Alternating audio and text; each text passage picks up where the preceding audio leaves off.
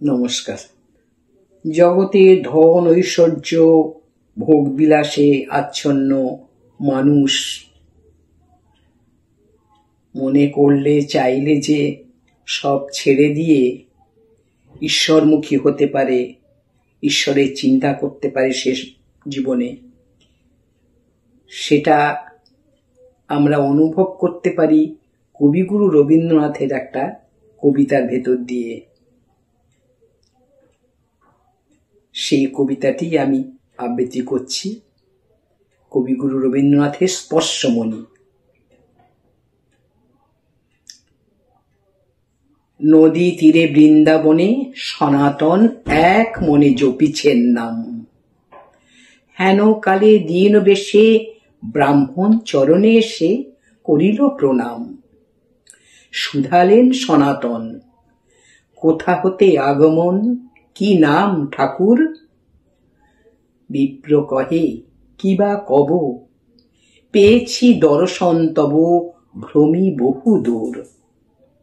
জীবন আমার নাম, মান করে মোর ধাম, জেলা বর্ধমানে। এত বড় ভাগ্য হত, দিনহীন মোর মতো নাহি কোনোখানে।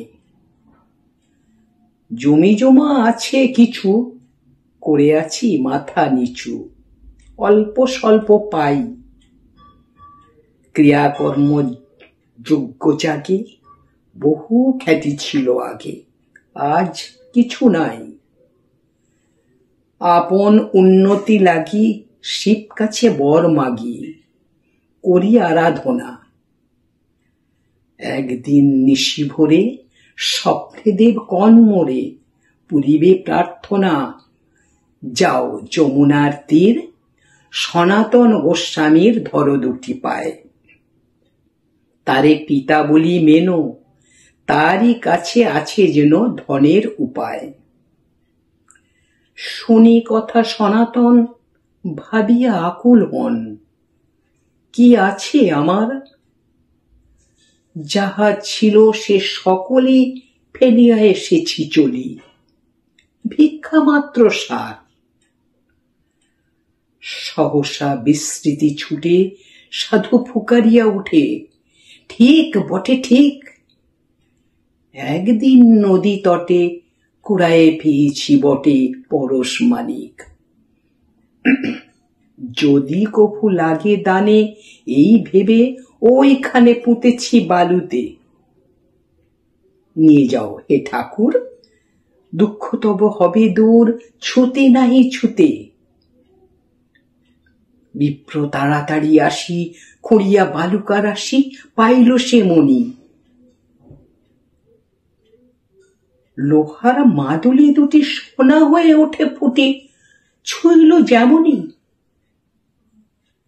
ব্রাহ্মণ বালুর পরে বিস্ময়ে বসিয়া পড়ে ভাবে নিজে নিজে। যমুনা কল্লোল গানে চিন্তিতের কানে কানে কহে কত কি যে। নদীর তীরে রক্তচ্ছবি, দিনান্তের ক্লান্ত রবি গেল অস্তাচলে।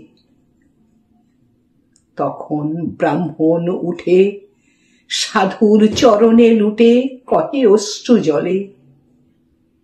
যে ধনে হইয়া ধনী, মনেরে মানো না মনি, তাহারি খানিক মাগি আমি নত শিরে। এত বলি নদী নীরে ফেলিল মানিক।